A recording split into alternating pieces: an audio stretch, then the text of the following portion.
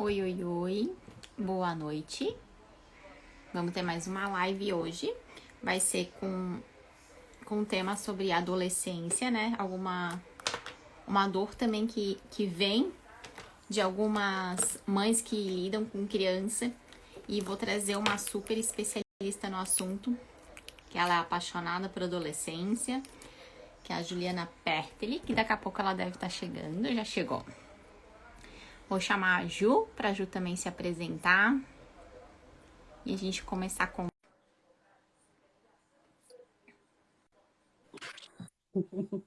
Oi, Ju. Vou ajustar aqui, peraí. Tô ajustando Tá a minha. certo. Gente, esse negócio não tá direito, não. Peraí. Tá, não, pode ir. Pode ir se Acho, arrumando. acho que a minha câmera não tá direita. Acho que se. Vocês estão me vendo direitinho? Eu acho que tá muito alto, né? Isso, agora sim, é. Antes eu não tava vendo a tua boca. Peraí. Pus um filtrinho aqui pra ajudar, mas Ah, esse tá. filtro ajuda a gente, porque Eu tô ninguém tão. merece, né? Hoje eu tô. Hoje o dia foi, mas tá. Tá bom. Tá bom. Do jeito que der, tá bom. Deixa eu só. Acho que a minha câmera tá suja. Eu vou ficar segurando ela, porque aonde eu tava dando diferença. Ah, tá. Sim, sim. Então Pronto. a Ju, Tá. semana passada, tava bem gripada, né, Ju? Nossa! Não, eu não sarei ainda 100%. Eu vou virar um pouquinho assim, porque eu vim para um cantinho tentando me esconder das crianças. Eu tô sozinha com os três e a Gi dormiu. Ah, A Gi, querida. sim, sim. Aí sobrou Duda e Matheus. Aí o risco deles me atrapalharem aqui é grande. Aí eu vim para um É vida cantinho. real. Desculpa que não tá no melhor lugar. Não, é vida real, né, Ju? A vida real, total. E eu peguei essa gripe, mas agora já tô melhor, já tô Ai, melhorando. que bom, então.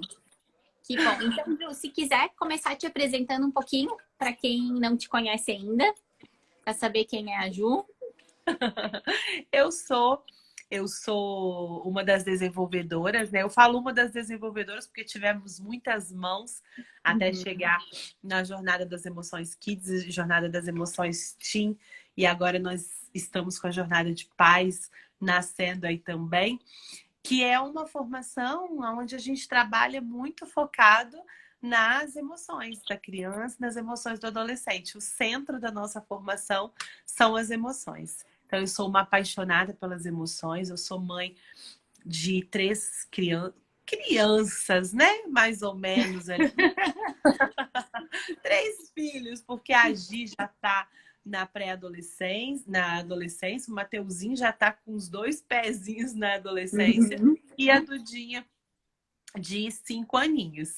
Então, eu sou uma apaixonada em adolescência, sou apaixonada em mentorar pessoas, eu gosto muito de treinar as minhas alunas, as nossas amadas da Maria Colher, para que possam disseminar essa mensagem, né, Anne? Maravilhosa de educação emocional, de inteligência emocional e de parentalidade, uma parentalidade realmente consciente. Eu ser uma mãe e um pai conscientes do meu papel. E essa é a nossa missão enquanto educadores parentais, né? Levar uma ponte de facilidades e de possibilidades para as famílias. Ah, é muito legal, assim. E é uma honra ter a Ju aqui, porque a Ju e a equipe, né, foram as mentoras, né, da minha vida para das emoções, né, conhecimento maior sobre as emoções. E assim, é um divisor de águas, né? Quando a gente começa a entender mais e ter informações de qualidade, ter uma formação de qualidade, que foi a que vocês proporcionaram para todas as facilitadoras, né? É incrível, assim, e a gente ter esse olhar, eu até comento com algumas colegas minhas aqui a importância que teve essa informação e fazendo assim o meu olhar de antes de ter a formação e depois em sala de aula.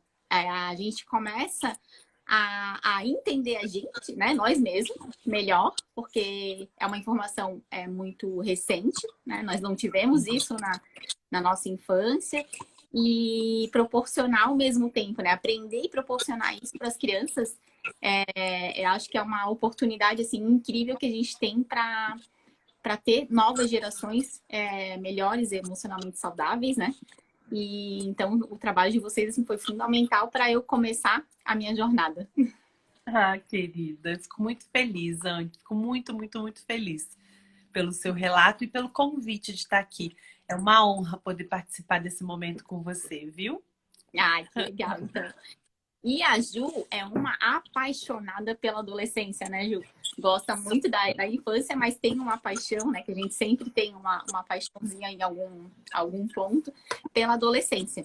E hoje, então, vai trazer algumas informações, algumas coisas legais pra gente de como lidar, né? Que emoções que são mais. Que se destacam mais na adolescência ou não, como lidar com esse processo. Então, se quiser trazer um pouquinho do teu olhar, fica à vontade, Ju. Claro, Anne, eu gosto muito de dizer. Eu posso ficar te chamando de Anne ou você gosta que eu te chame de Claro, Anne? claro. É Annelise, mas a maioria chama de Anne mesmo. Pode chamar de Anne, então tá bom. Eu falo que a adolescência, ela tá nascendo agora.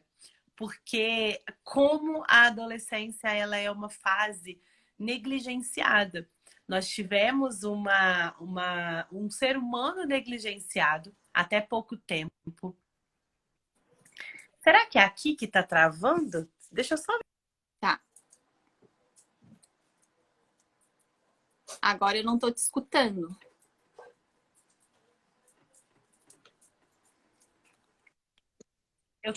Eu troquei a minha Ah, internet. tá. Então deve tá E regulando. pronto, ela tá regulando, porque eu tava em uma. Essa daqui vai ficar melhor, tava um pouquinho instável. Até pouco tempo, acho que enquanto. Será que. Vocês estão me ouvindo direitinho agora? Tá Agora eu direitinho? tô te escutando normal. Agora Antes tá? tinha parado, agora eu tô escutando normal. Então tá bom, beleza. Se travar, eu falo para as crianças desligarem ali a minha rede. Acontece. Esse horário é um horário que aqui na minha casa fica muito ruim, mas a gente vai fazer. Então tá, Fê falou que Sim. tá tudo. Eu acho, Anne, que até uns anos atrás, umas décadas atrás, a vida, né, o ser humano ele era negligenciado. A gente começou a tratar as pessoas como ser humano há muito pouco tempo. Então, até o adulto mesmo, né? O adulto, você pode ver que a avó da minha mãe, a minha imagem está desfocada. A Elaine falou que a minha imagem está desfocada. Vocês estão me Tá um vendo? pouco Será assim, que mas dá para continuar. dá para ver? Tá. Eu vou pedir o Matheus só para trocar Dá a rede. Matheus, tá.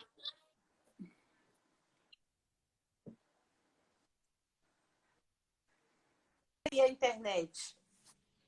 Desculpa, gente. É vida real mesmo aqui. Então, eu Internet tem percebo. isso, né? Olha, gente, é uma coisa. E se a Gi tivesse ali, a Gi regulava eles, mas eles estão sozinhos. Eu pedi para não ligar, mas acho que eles não associaram Sim, o que era. Então, enfim, a gente vai tentando. sim. O ser humano, ele era negligenciado. A avó da minha mãe, isso não tem muito tempo. A gente não está falando de centenas de anos, a gente está falando de algumas décadas atrás. Eles viviam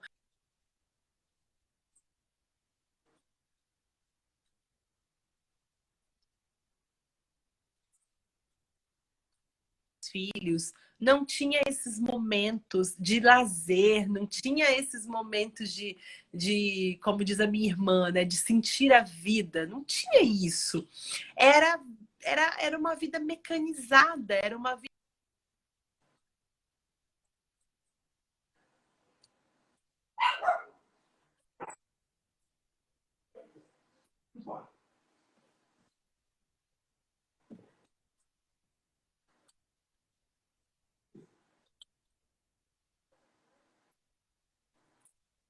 Agora tá dando uma falhadinha. Ai,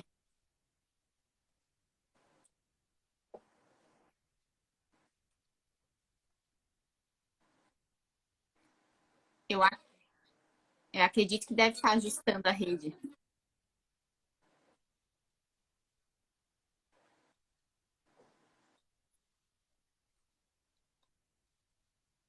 Opa, caiu. De certo, tá ajustando a rede que ela pediu pro filho dela, mas a gente espera ela entrar um pouquinho. Que a Ju tem muita coisa para tá compartilhando com a gente. Ela provavelmente vai ajustar a rede e já deve estar entrando de novo. Mas a Ju foi, como eu tava falando, né, para quem chegou depois, a Ju foi uma das facilitadoras, das mentoras que me tornou uma facilitadora da jornada das emoções. Então assim, é muito rico estar trazendo ela aqui, que vai ter muita informação para compartilhar com a gente, né? Ó, ela já voltou. Mandei convite, Ju. Pronto. Deu. Acho que vai dar certo. Ah, agora tá pra ver perfeito. Os meninos, tadinhos, eles estavam tentando mexer na rede, não estavam conseguindo. Sim, sim. Ai, desculpa, Não, desculpa, tranquilo, pessoal. Ju, tranquilo. Umas semanas atrás era minha, só que era problema, tipo, da internet mesmo. Então eu ficava É, nesse cai e volta, agora acho que vai. vamos lá, a gente não desiste. Não. Então, como eu estava dizendo, nós começamos esse movimento de humanizar o ser humano, né? E começamos pelo adulto, depois começamos a ter um olhar amoroso, gentil e respeitoso para a criança. E recentemente nós começamos, mas é muito recentemente, a compreender um pouquinho o adolescente, mas ainda precisamos disseminar essa informação. Então, assim, eu tô num momento, Anne, que eu não tô conseguindo trazer para minha rotina, até as próprias lives no meu perfil, eu não tô conseguindo fazer. Eu tô numa fase de entrega muito grande com os alunos, mas todas as vezes que alguém me chama para fazer alguma coisa para adolescente, eu vou. Se é adolescência, eu vou, porque a gente precisa dar voz à adolescência, né? Então, nós temos muitas informações e muitas crenças erradas em torno dessa adolescência e que atrapalham todo o nosso olhar, que nos cegam. E aí a gente não consegue, enquanto sociedade, lidar com esse adolescente da forma como ele deveria. Essa semana eu estava dando uma mentoria para os alunos, eu não sei se você chegou a assistir, aonde eu falava, a gente estava falando sobre drogas. Então, se você for pegar o ciclo da droga, lembra quando a gente era criança que tinha o ciclo da água na escola, o Sim. ciclo da verminose, o ciclo. Tudo era ciclo, né? Se a gente for pegar o ciclo da droga, como ela começa e como a gente começa a entender como que os nossos adolescentes estão suscetíveis a ela pela falta total de informação. Então a gente tem ali um bebezinho que nasce e esse nascer já é uma ruptura. Esse nascer já é espantoso, esse nascer já é desrespeitoso, apesar de já estarmos em um movimento de humanizar o nascimento, o parto, o apego na infância. Todo esse movimento a gente já está vendo. Mas o ciclo, o que acontece, né? Então, esse bebezinho já nasce e tem as suas emoções desconectadas. Por quê? Eu tô com. De repente, eu começo a sentir uma coisa que eu não sentia na barriga da minha mãe, que é fome.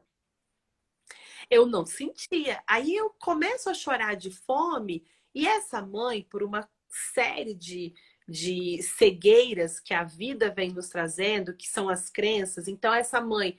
Porque aí tem uma pessoa do lado falando: olha, não pega esse menino, porque se você pegar ele no colo, ele vai, né, ficar mal acostumado. Não dá peito, não tem que dar comida de 3 em 3 horas, deixa chorar, tem que acostumar. tem que regular, não vai dormir. Essa mãe, ela também começa a se desconectar desse bebezinho. E ela é totalmente desconectada dela, porque nós tivemos uma infância desrespeitada. A gente não pode carregar isso, né? A gente tem que entender o que aconteceu Sim. para que a gente possa mudar. E aí, esse bebê pede peito e ganha, talvez, uma troca de fralda que ele não estava nem incomodando. E aí, se a gente for parar para pensar o quão incômodo não deve ser essa fralda, porque eu estava livre, eu estava peladinho e de repente eu tenho uma fralda plástica 24 horas agarrada em mim. Eu tenho uma roupa de calor quando eu estou sentindo frio. Eu tenho me dão no colo de uma pessoa que eu nunca escutei a voz, que eu nunca vi na vida, quando eu queria só o colo da minha mãe. E esse ser vai desconectando dele. O que ele sente e o que dão, o que ele sente, o que ele precisa, é muito diferente do que dão. E aí ele vai se afastando dele mesmo.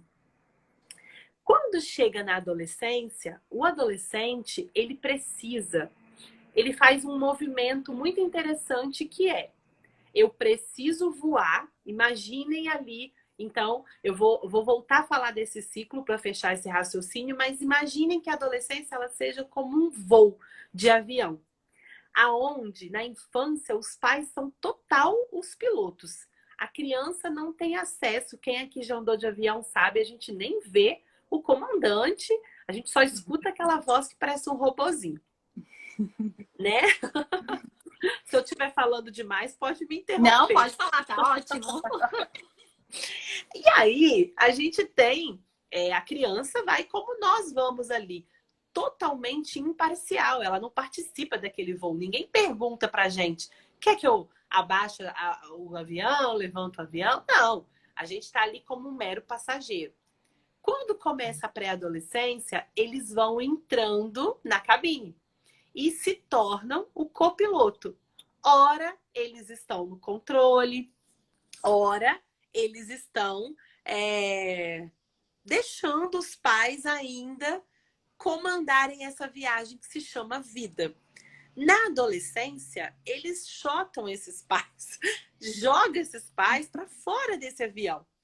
Porque eles precisam descobrir a vida, eles precisam descobrir a sua vida, a sua história, fazer o seu voo. E eu fico, todas as vezes que eu conto isso, imaginando os pais tentando segurar esse Boeing com o braço. Eu fico, sabe, em desenho que o personagem gruda no bico do avião, assim, do lado de fora? Eu fico imaginando os pais nesse movimento que é humanamente impossível. Eu fico imaginando eles tentando segurar o avião com o braço e tentando prender esse adolescente e tentando controlar tudo. Enquanto, numa lógica, os pais deveriam estar na torre de controle, que na verdade eu chamo de torre de segurança. Um Boeing, ele pode ser o melhor do mundo, o piloto pode ser o mais experiente do mundo. Sem a torre de segurança, a tragédia ela é anunciada. E é exatamente esse o nosso papel na vida de um adolescente. A gente distancia, de certa forma, porque ele precisa ir, ele precisa experimentar amores e desamores, ele precisa experimentar a sexualidade, ele precisa experimentar as amizades, ele precisa experimentar ele ser ele. Ele precisa experimentar os encontros, ele precisa experimentar a vida sob o olhar e a ótica dele. Acontece que nós não estamos preparados para tudo isso. Mas ele, como um avião precisa da torre de segurança, é crucial para o avião ter a torre de segurança, é crucial para o adolescente ter esses pais ali. Então, na hora que eu quero ir, mas na hora que eu tô lá nessa festa e acontece alguma coisa, eu quero ter com quem contar. Na hora que esse menino me magoou, eu quero ter com quem contar. Na hora que essa menina me magoou, eu quero ter com quem contar. Eles estão em pleno desenvolvimento. E aí, por falta de informação, voltando lá naquele ciclo, né? a gente vem tratando essa criança totalmente desconectada. Ele quer uma coisa, eu dou outra. Ele pede minha presença, eu dou um presente. Ele pede colo, eu dou tela. Ele pede atenção, brincadeira, eu dou comida. Então ele fica totalmente desconectado de mim. Quando ele chega na adolescência, ele está renascendo para a vida. Ele chega na adolescência, ele está enxergando essa vida sob a ótica dele. Isso já é um segundo parto. Lembra que eu falei que o parto é doloroso porque é tudo muito diferente? Na adolescência acontece isso de novo. Por quê? Porque até essa fase eu enxergo a vida sob os olhos dos meus pais. Principalmente o meu pai. Um período ali é o que o meu pai fala, eu concordo. Como se fosse mais ou menos assim. E na adolescência, eu começo a conflitar o que o meu pai falou, o que a mãe me mostrou, o que eu senti da minha mãe, o que o meu pai falava com o que de fato acontece no mundo. Então, o meu pai falava que a minha avó era chata. Mas agora, na adolescência, com o meu olhar, com o meu voo, eu na direção, eu vejo que a minha avó não é tão chata. Quem era chata era o meu pai. A minha tia não era tão legal. A minha mãe não era tão perfeita, o meu pai não era o meu herói. E aí eu começo esse conflito entre o que me contaram, entre o que eu tô vendo. E aí vem uma certa rebeldia, porque eu começo a perceber que eu não fui tão amado como eu pensei, que a minha vida não era tão perfeita como eu acreditava, que eu não tive o que eu precisei. Porque lá na infância começa esse vazio. Entre o que eu precisei e o que eu recebo, vai ficando um vazio. Quanto mais eu recebo coisas diferentes do que eu preciso, então eu preciso de presença, eu ganho um presente. Eu preciso de colo, carinho, aconchego, eu ganho um castigo. Eu ganho um tapa, ou eu ganho um bombom, para me ficar quietinho. Quanto mais isso é muito diferente, vai ficando um buracão no meu coração, digamos assim, né? Na minha vida. E aí, na adolescência, enquanto pais, nós teríamos a oportunidade de consertar tudo isso. Porque eles estão no segundo nascimento. Ele está enxergando tudo sob a ótica dele, tá um menino mais difícil, mas eu teria a oportunidade de me reconectar com ele e de consertar aquilo que não ficou tão legal. Mas por falta de informação, o que os pais fazem na adolescência? Se desconectam de vez. Totalmente. Então, esse avião, ele passa a ser um Boeing sem controle. E a gente, imaginem um Boeing sem controle, é uma tragédia anunciada. Se esse avião, milimetricamente, em 2007, eu acho que foi aquela tragédia da Gol, um teco-teco ali, um jatinho passou perto de um Boeing enorme, raspou na asa, a gente teve uma tragédia. Coisas de milímetro, coisas assim que o próprio jatinho não aconteceu nada com ele. Então é assim que a gente vai vendo a adolescência, quantas crenças a gente tem que nos impedem, enquanto sociedade, de salvar toda uma geração. Por quê? O que acontece na infância, a gente carrega por toda a vida. Mas aqui na adolescência, tudo que acontece se torna muito mais sério. Porque a criança, a gente até dá um desconto para ela, né? A gente olha para a criança e fala, mas tá bom, ela é pequenininha, Entende? né? Ela não entende. A gente tem até uma certa tolerância com a criança. E o problema da adolescência é que a gente não tem essa tolerância, porque nós olhamos para o adolescente e achamos que ele já está grande. Nós não, né? Eu já tenho essa tolerância, então eu vou me tirar dessa. Mas a sociedade não tem essa tolerância. Então a gente já olha para o adolescente e fala, não, ele é grande, ele dá conta. E o perigo, Anne, é que na adolescência eles estão fazendo as podas neurais. O que é isso, né? Eu tô deixando tudo de uma forma muito simples, porque eu brinco que a Duda tem que ouvir eu falar e entender o que eu tô falando. Então, todo mundo tem que entender. Não vou ficar dando nomes complicados a isso. Sim. Mas aqui na adolescência, é como se ele tivesse... Pega uma plantinha e vai podando. E a gente tira aqueles galhos para que novos nasçam. Na adolescência, é como se estivesse acontecendo isso no cérebro do nosso adolescente. A gente está podando aquelas conexões antigas para que novas possam se fazer. Então, é como se fosse uma plantinha novinha, frágil, sabe? Precisando de um adubo, precisando de um fertilizante, de uma aguinha, de um cuidado, para que ela floresça.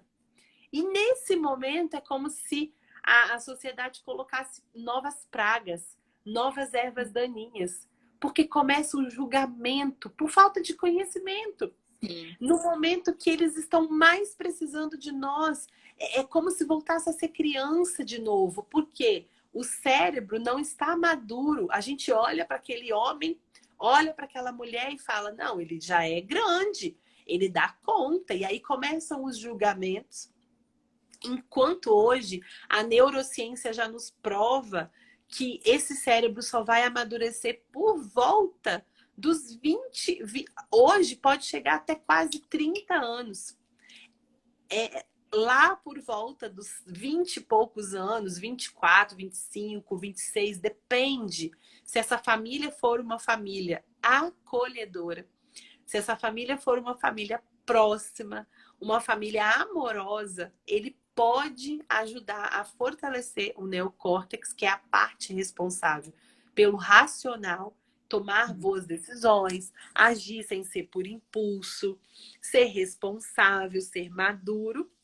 Se essa família colaborar, ele pode amadurecer antes. Se não, naturalmente ele demora mais a amadurecer.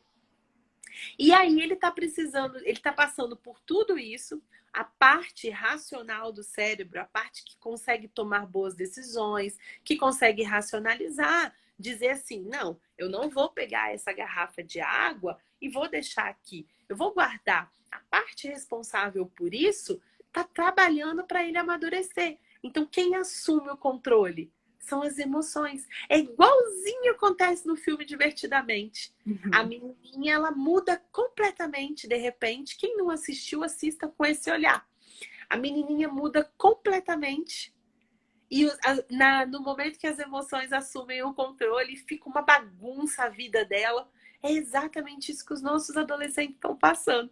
E aí a gente entra com aquela imensidão de julgamento, a gente entra com aquela imensidão de crença sobre a adolescência, a gente se desconecta enquanto sociedade completamente deles, porque a gente acha... Eu falei ontem na mentoria sobre drogas, isso é muito sério. Na infância, o buraco que fica entre o que eles precisam e o que eles recebem é enorme, a gente sabe. Mas na adolescência, Anne, é como se fosse assim, quilômetros de distância entre o que um adolescente precisaria e o que ele recebe da sociedade é quilômetros de distância.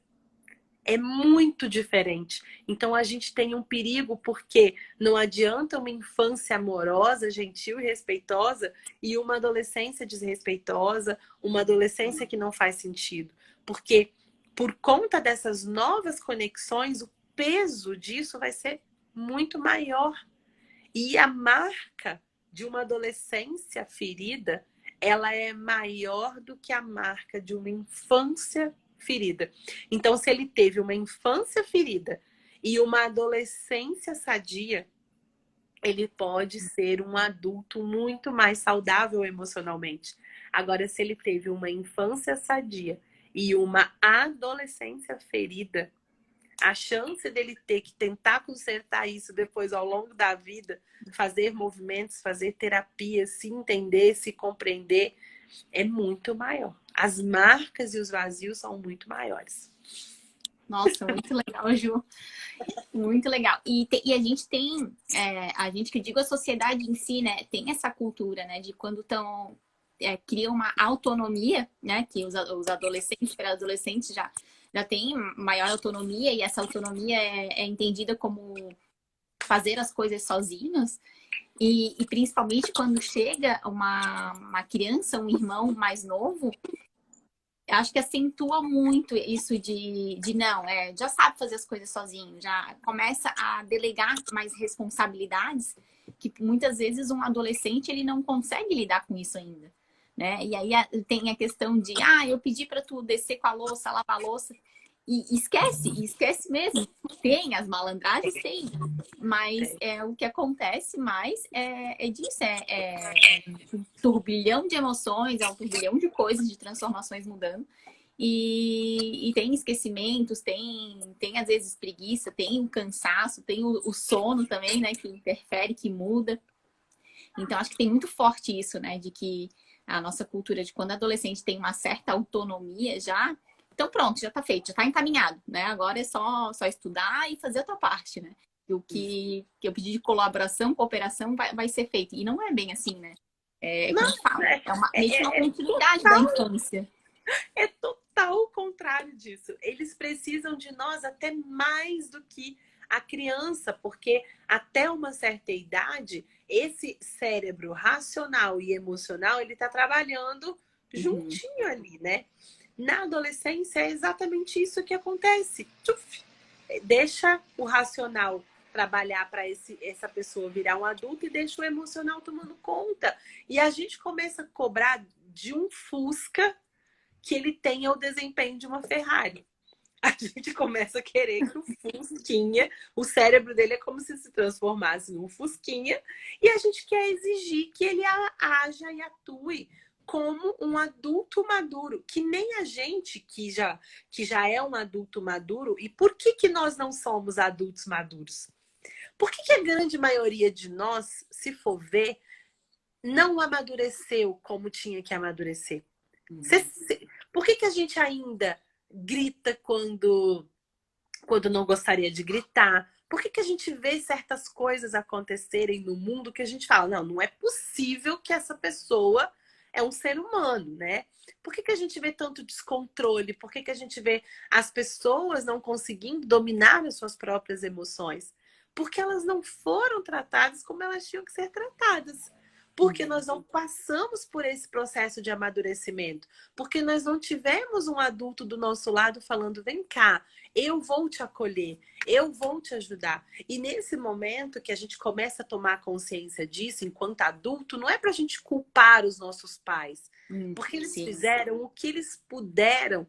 Eles não tinham 1% do conhecimento e da possibilidade de conhecimento que a internet nos proporciona, que nós temos hoje.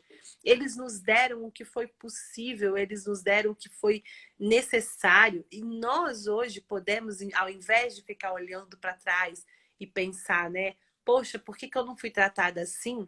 É pensar, poxa, eu posso tratar alguém assim. E aí eu sempre falo com os pais, a coisa mais linda dentro de cada um de nós tem uma criancinha ferida, uma adolescente, uma criança ferida. Nós passamos por muitas coisas que poderia ter mudado a nossa história.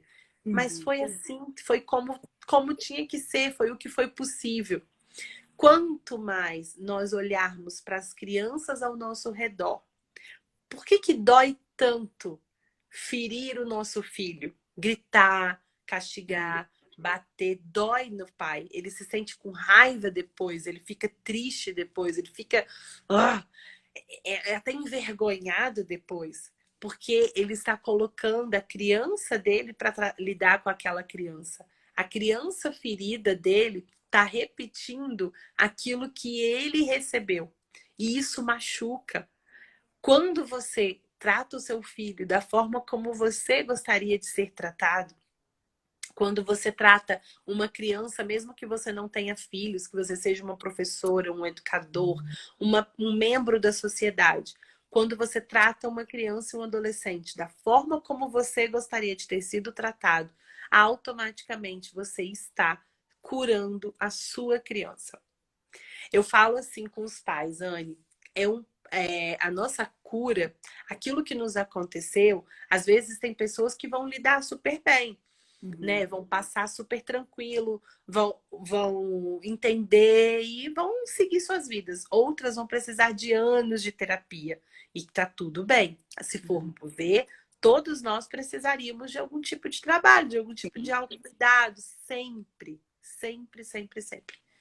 Mas nada é tão rápido para nossa cura do que esse movimento de tratar o nosso filho, as crianças e os adolescentes ao nosso redor da forma como nós gostaríamos de ser tratados. É uma comparação assim, 5 anos de terapia para 5 meses tratando o seu filho diferente. Você vai ver, eu não estou dizendo que você vai ter que se livrar de um remédio, talvez que você toma por conta de uma insônia, uma depressão, e tudo isso está vindo lá da nossa infância, lá da nossa adolescência, lá da nossa história. Não estou dizendo que você vai se livrar disso, não estou dizendo que você não vai ter que mais ir no médico, que você não vai ter que fazer terapia. Não, não, não é isso. Mas o seu sentimento com relação à vida, ele vai mudar completamente. Se você conseguir passar a tratar uma criança ou adolescente como eles precisam ser tratados, que é a forma como você gostaria de ter sido tratado. Não, e faz muito sentido essa tua fala, assim, porque quando a gente começa a se sentir bem, é um reflexo meio que automático. Quem está ao teu redor vê essa diferença, vê o quanto que está sendo rico, né? E então não precisa ser necessariamente algo mudado diretamente com o adolescente. Acho que pode começar esse trabalho com a gente, né? Esse autoconhecimento, né? E por consequência positiva vai vir essa melhora, e junto com as informações de qualidade sobre a fase da adolescência vai se transformando em algo natural. Olhando talvez quem está num cenário meio caótico, pode ser meio que impossível, meio que difícil, que realmente às vezes não é fácil, né? Mas se permitir passar por esse processo, eu acho que já é o primeiro passo, assim, reconhecer, não, realmente, eu preciso dar uma ajustada aqui, uma ajustada ali, e para seguir em frente, né? E depois começa como se fosse uma bola de neve positiva, né? Aquela bola de neve que está se tornando um pouco negativa, ela começa a se tornar uma bola de neve positiva, né? Isso. Eu sempre falo que mudar o nosso pensamento, principalmente aquele pensamento lá que é 95% da nossa mente, é a mente inconsciente. O que eu estou fazendo, as informações que eu tenho, o que eu estou fazendo no meu dia a dia, muitas vezes vem 95% do tempo do nosso inconsciente. Só 5% eu estou racionalizando. Mudar isso não é da noite para o dia. Eu não vou conseguir reprogramar a minha cabeça para uma infância mais positiva, uma adolescência mais positiva da noite para o dia. Mas eu consigo mudar as minhas ações hoje. E aí o adolescente precisa de quê, né? Falando especificamente da adolescência. O adolescente ele precisa de liberdade. O adolescente, então, o que é essa liberdade? Ju, mas eu não tenho que corrigir, eu não tenho que cuidar. Muito pelo contrário, lembra que você é a torre de segurança. Então, sem a torre de segurança, a tragédia ela é anunciada. Sempre pensem nisso. Mas a torre de segurança, ela está onde? Milhares de quilômetros de distância daquele avião. A torre de segurança, ela é tão. O piloto ele confia tanto naquele controlador que às vezes até deixa o avião à distância na mão daquele controlador ali que está na torre de segurança, que é o parceiro dele de voo. O controlador, às vezes, está controlando a aeronave. Eu não entendo muito disso, mas eu fico imaginando que seja assim. E é assim com os pais, né? Se você tem uma relação respeitosa, gentil, amorosa com esse filho, da onde ele estiver, aonde uma mãe tá, aonde um pai tá, preenchendo um adolescente, ele consegue dizer não para droga, ele pode até experimentar, mas ele não vai precisar daquilo. Ele consegue dizer não para uma situação que está constrangendo ele. Ele consegue dar limites. Ele consegue ir, mas falar, não, pera, eu vou parar, eu vou voltar. Não foi isso que eu combinei com a minha família. Então, essa liberdade é muito necessária, esse experimentar, esse sair para a vida é muito necessário. O adolescente precisa disso. O adolescente precisa de segurança, de esse porto seguro. Eu vou errar, mas eu vou ter com quem contar, porque eles vão errar muito. Você vai combinar deles estudarem, eles não vão conseguir estudar. Você vai combinar dele chegar a tal hora, ele não vai conseguir chegar. Você vai combinar dele lavar a louça. Tem dia que eu combino com a Gi para ela lavar a louça no dia que que é nossa funcionária, né, sábado, domingo, enfim. Às vezes eu tô indo caminhar 1 hora de bicicleta, né, pedalar. Quando eu tô voltando, quando eu tô chegando aqui, eu vejo ela correndo, correndo lavar a louça. Então, o adolescente, ele precisa ser lembrado, ele precisa saber assim, eu tenho com quem contar. Se nada der certo, eu tô indo, então tá bom, mãe, eu posso ir, né? Eu posso me apaixonar. Tem certeza que eu posso? Pode, vai lá. Eu tô aqui. Se alguma coisa der errado, que vai dar, a gente sabe. Muitas vezes vai dar errado. Mas tem toda uma beleza por trás disso também. Eu Sim. estou aqui para você chorar no meu colo e para mim validar o que você. Então, é essa segurança de falar assim: eu posso ir voltar para minha casa com todas as minhas decepções, deitar no colo da minha mãe e ela vai validar o que eu estou sentindo. Só isso. Meu filho, eu entendo você, eu sei que está doendo em você, você tem toda a razão de estar chateado com esse menino, com essa amiga, com essa situação. Só esse movimento já é um movimento de cura, já é um movimento de eu vejo você, já é um movimento de eu tenho com quem contar, já é um movimento, então eu estou seguro, essa é a minha torre de segurança, eu posso ir de novo, eu posso experimentar de novo, eu posso viver de novo, porque eu tenho para onde voltar, eu tenho com quem contar. Outra coisa que os nossos adolescentes precisariam, né? Pessoas que os ajudem a tomar boas decisões, fazer boas escolhas, porque lembra, meu cérebro está completamente no emocional. Então imagina, Anne, que pecado, e pessoal que está aqui nos ouvindo, que pecado que é a gente pôr esses meninos para escolher uma profissão com 17 Nossa. anos. Quando a gente entende isso, fica tão ilógico tudo, né? Meu Deus, com 17 anos ele não tem maturidade alguma. Então, por isso que os nossos processos ali de ajudar essa família a tomar consciência, ajudar esse adolescente a fazer boas escolhas, a tomar alguma decisão a melhor possível dentro do que lhes cabe, né? É tão importante. Então, ele também precisa disso. O adolescente precisa desse espaço. Então, ele precisa dessa individualidade, sabe? Tem pai, tem mãe que arranca a porta do quarto. Tem pai, tem mãe que tem a senha do celular. Tem pai, tem mãe que quer cuidar de tudo. Imaginem essa sensação, essa cena na cabeça de vocês. Um pai ou uma mãe no bico de um Boeing tentando segurar o Boeing para não voar. É completamente impossível. Porque o seu filho, gente, eles falam para mim, Tia Ju, eu apago tudo. Meu pai vê o que ele quer, o que eu quero que ele veja do meu celular. Sim. Eu escondo tudo. Olha, eu garanto para vocês, como uma pessoa que atende milhares de adolescentes, que tenho muito contato com adolescentes, quanto mais controlador um pai ou uma mãe é, mais ele dá um jeito de escapar. Mais ele dá um jeito de sair pela tangente. E o pior, mais ele mente. Porque a mentira entra onde eu não tenho confiança. Eu não posso falar a verdade. Porque se eu falar a verdade, eu não vou ser acolhido para consertar. Eu vou ser julgado, castigado, humilhado, vou decepcionar essa família. E aí a gente entra nesse ciclo. Então o adolescente ele precisa desse espaço. Deu 14 anos, né? Por 13 anos. Hoje, assim, for ver em termos de idade, o Matheus está com 9 e ele tem celular. Semana passada eu tomei o celular dele, tá sem o celular. Não tá usando o celular. Tem época que eu deixo um pouquinho, tem época que eu solto. Mas a Duda, que a gente vai tomando consciência, eu só vou dar quando tiver uns 11 anos. Pode ser que eu mude meu pensamento, mas eu sei que o celular do Matheus é outro filho.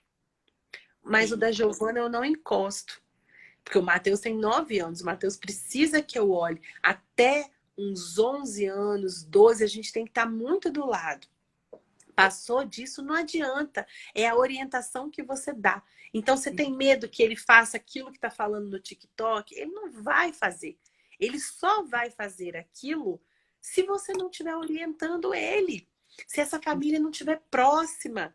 Ah, porque o youtuber, o Felipe Neto, fala para os meninos fazer não sei o que, não sei o que. Ninguém tem poder sobre os nossos filhos, senão nós.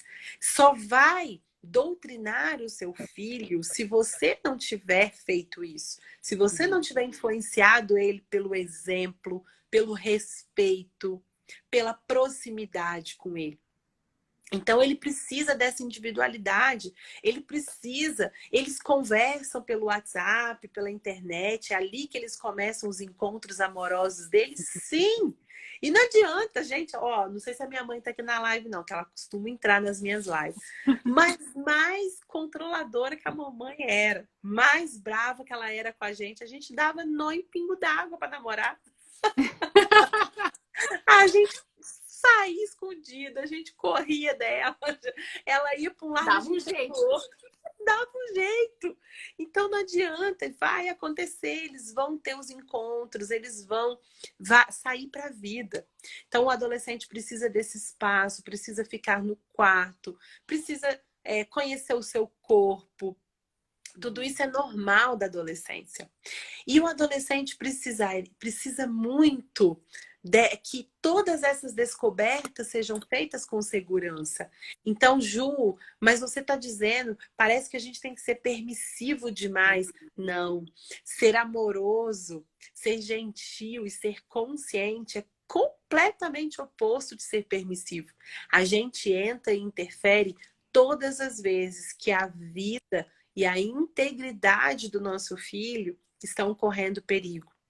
Então, por exemplo, eu não consigo proibir a minha filha de daqui a pouco, a Gi tá com 13, né? 13,5. Daqui a pouco beijar na boca. Toda vez que eu falo isso, as pessoas falam, ela já beijou e você que não sabe. Eu falo, tenho certeza que não, ela me conta, ela tem liberdade para falar tudo. Não aconteceu. Sim. Então, eu não consigo proibir que ela beije na boca. Eu não consigo proibir que daqui a pouco ela vai ter um namorado e vai ter... Eu travei, Não, Anne? aqui tá tudo ok. Tá tudo bem? Então tá. Que ela vai ter um namorado e vai ter as primeiras relações amorosas dela, vai ter a primeira relação sexual. Isso é uma coisa que ainda até mexe comigo um pouco, essa parte. Sim. Nossa, calma, deixa eu me preparar para isso. Mas tá tudo bem, vai acontecer. Não consigo proibir disso. Mas, Ju, você vai deixar? Gente, não é uma questão de deixar ou não. Vai acontecer. Aconteceu com a gente. E isso é vida. Se a gente souber, Anne, a importância que é para um adolescente ter as primeiras experiências sexuais de forma saudável, de forma segura, a gente não... E o quanto isso reflete na vida dessa mulher em termos de autoestima e na vida desse homem depois em termos de masculinidade, de proteção para essa família, a gente não acharia que o sexo é tanto tabu. Mas eu não posso permitir que a minha filha tenha relações sexuais com qualquer pessoa, de qualquer forma, sem proteção. Então aí é óbvio que eu vou intervir sempre. E como que a gente vai intervir? Com a proximidade, com a conversa, falando abertamente sobre sexo. Ontem estávamos eu e o Matheus na mesa e ele começou a falar comigo que o papai conversou com ele de novo, como que é.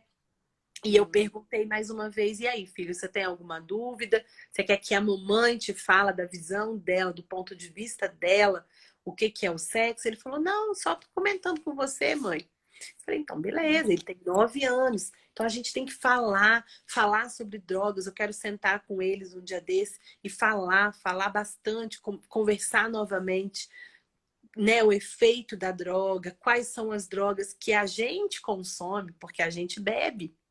Eu gosto de beber uma caipirinha de vez em quando, o pai gosta de tomar uma cerveja. O que mostrar para eles que existem os momentos de fazer isso, como fazer isso, a segurança dessa droga que é lícita, que é a cerveja. mas o quão perigoso é eles experimentarem na época errada, nas companhias erradas. Então, eu sempre, enquanto mãe, e as pessoas, né, quem está nos ouvindo, enquanto mãe, pai, enquanto sociedade, nós sempre vamos intervir quando a vida e a integridade deles estiver em perigo. Então, eu não posso permitir que ele fique a noite inteira jogando no computador e falte aula de manhã e não cumpra com as suas responsabilidades. Mas tem uma coisa legal aqui para contar para vocês também. Adolescentes são noturnos. Eles são mais inteligentes, eles pensam mais, eles se socializam mais de madrugada. Olha que curioso isso. Até a menina ter o estirão de crescimento, até o estirão de crescimento da menina e do menino, não é interessante que eles durmam muito tarde, por conta do hormônio do crescimento, pode prejudicar o crescimento. Mas depois que passa esse estirão, eles, em termos biológicos, precisariam dormir mais tarde, acordar mais tarde. Precisariam dormir 2 da manhã, porque eles são muito mais ativos de madrugada, mas acordar 10 da manhã, 11 da manhã. Aí o que que a gente faz? Taca eles na escola 7 horas da manhã, que é um horário que o adolescente tá com... E não é ele, não, é o cérebro dele, está completamente desligado. Ele não está raciocinando. E aí ele quer esses encontros que acontecem de madrugada, então ele fica até as 2 da manhã no telefone, dorme na sala de aula, não presta atenção em nada, chega em casa, desmaia na cama, tá morto porque não dormiu direito. E por quê? Porque a gente não consegue, a gente adulto, ajustar, né? Sim. Então, assim, por exemplo, filho, tá, então vamos fazer um combinado saudável até 11h30, até meia-noite. Então, até meia-noite você vai ficar no telefone. Mas não é negociável que você falte aula amanhã. Às 7 você tem que estar pronto. Aí ele vai para a escola às 7. Aí ele chega da escola, ele vai estar com sono. E aí ele pode até ser que ele tenha vontade de dormir na escola. Mas se ele tem essa proximidade com você, se ele tem o seu respeito, ele não vai querer quebrar o seu respeito. Ele vai se esforçar para ficar acordado na escola e ele vai chegar em casa e vai saber que ele pode dormir um pouco depois do almoço. E depois que ele dormir, ele pode fazer o dever. Agora, então entende que a gente ajusta para que fique melhor, para que fique mais fácil? Agora, o que a sociedade faz?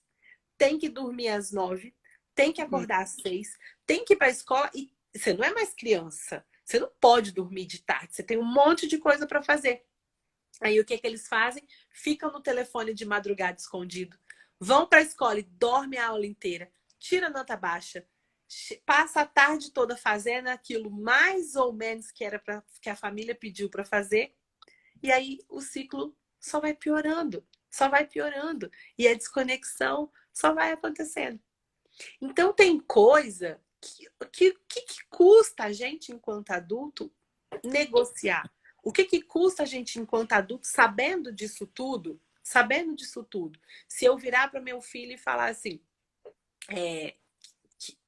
deu agora 9 horas. Duda, você já tomou... Gi, você já tomou banho? Não, ainda não tomou banho. E aí eu começo aquela guerra dentro da minha casa porque ela ainda não tomou banho. O que custa eu perguntar que horas você vai tomar banho? O que vai mudar na vida desse menino ele tomar banho 2 horas mais tarde? O que vai mudar na vida dele, né? Eu fazer esses ajustes para que ele durma certinho, coma certinho, mas para que ele aproveite esse momento da vida dele que é tão importante, que acontece nesse começo da noite, que eu já tô morta de sono.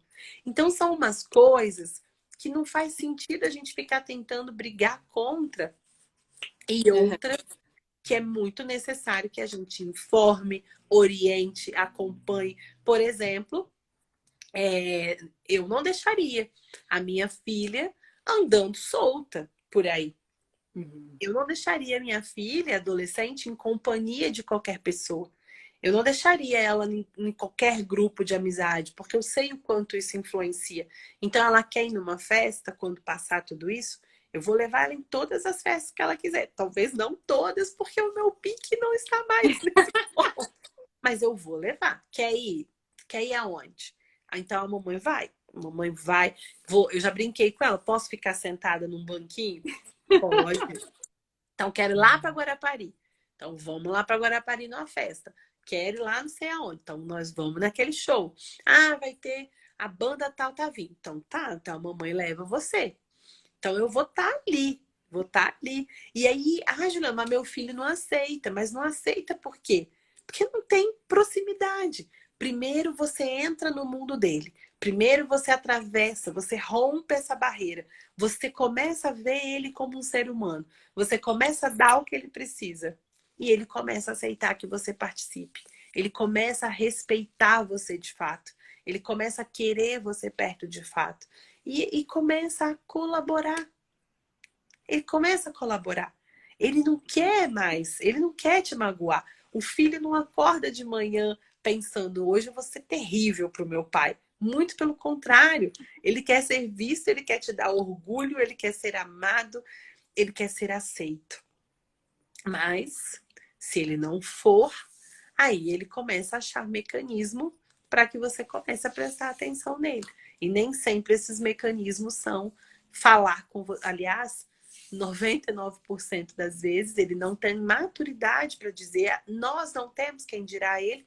Então ele começa a agir de uma forma inadequada para talvez você parar e falar, epa, tem alguma coisa aqui que eu estou precisando ver que talvez eu não esteja vendo. Ah, legal. E isso de a gente estar acolhendo a criança, o adolescente, quando tem esses erros, não significa que eu vou estar concordando, né? Que eu vou estar apoiando aquilo. Né? Que eu acho que é uma crença que tem por trás disso também. E se eu acolher esse adolescente, eu vou estar concordando. Não.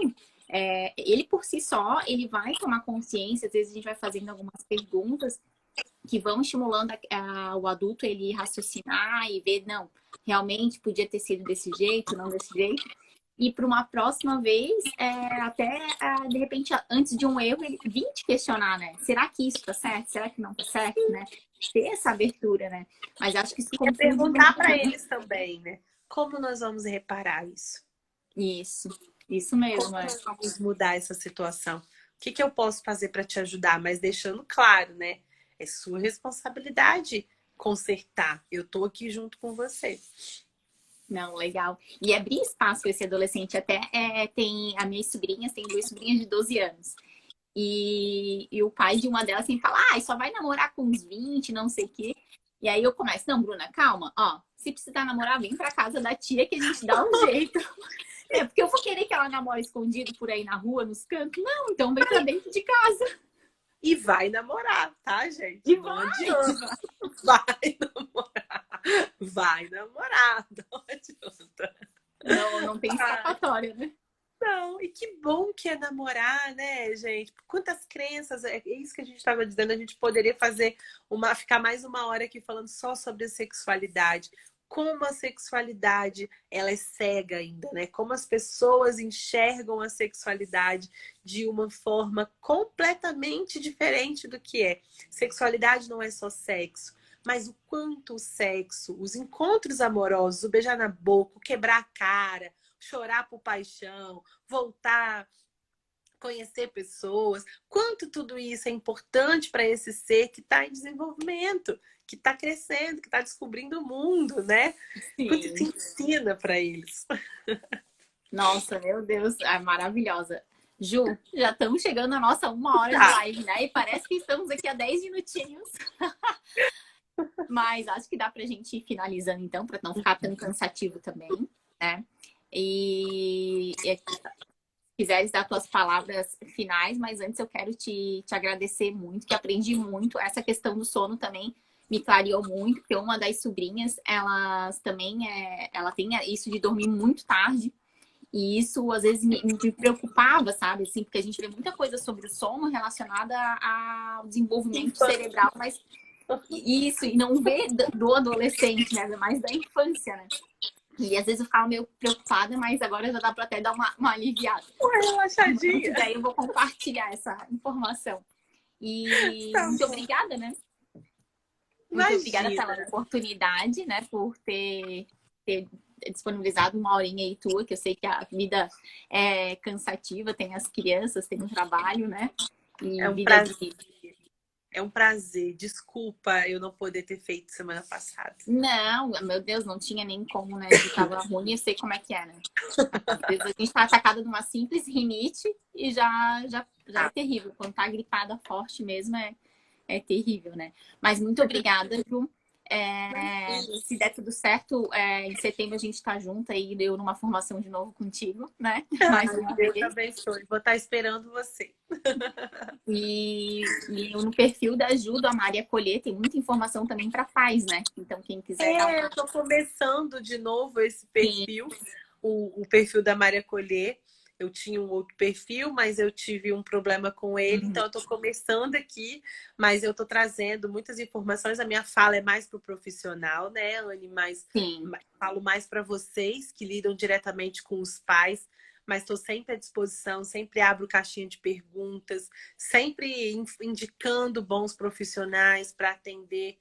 E o mundo seria um lugar completamente diferente. E enquanto a gente acreditar que Deus manda pessoas boas ou ruins, acreditar que eu tenho sorte de ter um filho bom ou ruim, enquanto a gente tiver essa imagem embaçada sobre o ser humano, a gente não vai ver a mudança que a gente tanto deseja ver no mundo.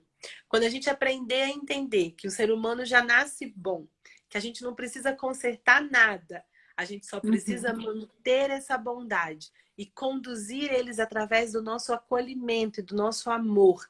E desde pequenininho, olhar para o ser humano como um ser humano, como nós gostaríamos de ter sido olhados, e seguir esse amor puro mesmo, né? Que é esse amor que dá, sem querer receber, que dá, que cuida, que protege, que ampara. Aí a gente vai ver as coisas acontecerem como a gente gostaria de estar vivendo num mundo melhor. Então não deixem de acreditar, porque é inteira responsabilidade nossa. Quanto mais pessoas acreditarem que o mundo é bom, que o ser humano é bom e que tem jeito, mais pessoas mudando a consciência, mudando o sentimento, mudando o comportamento. E aí a gente vai ver tudo acontecer de uma forma diferente do que a gente vê acontecendo hoje, ou uma grande parte de mudanças a gente vai conseguir ver nesse mundo. Ah, lindo, Ju, lindo. Muito legal. Obrigada por todo mundo que esteve aqui com a gente, né? Tá também escutando muitas coisas que a Ju tem para compartilhar com a gente. E fico à disposição, Ju, quando quiser voltar, a casa está aberta. Pode me chamar. A Van falou que está se apaixonando pelos adolescentes. Todas as vezes que eu escuto isso, eu falo que uma fadinha do bem se acende. Eu brincava com a Gi quando ela era pequenininha, que todas as vezes que ela tomava refrigerante, as técnicas que eu tinha, todas as vezes que ela tomava refrigerante, uma fadinha morria. Aí eu brinco agora com as nossas alunas ali nas mentorias, que todas as vezes que eu vejo vocês fazendo esse movimento lindo que você está fazendo, todas as vezes que alguém se apaixona pela infância, mas principalmente pela adolescência, que eles Sim. ainda são... Olha, as mentorias de criança dá 30, 40 alunas, as de adolescente dá 11, mas tá tudo bem, nós estamos crescendo, nós estamos chegando. Isso. Todas as vezes que eu vejo isso, uma fadinha do bem começa a brilhar, uma fadinha se acende de esperança. Ai, legal. E é como ela falou ali, a Ju é maravilhosa mesmo, né?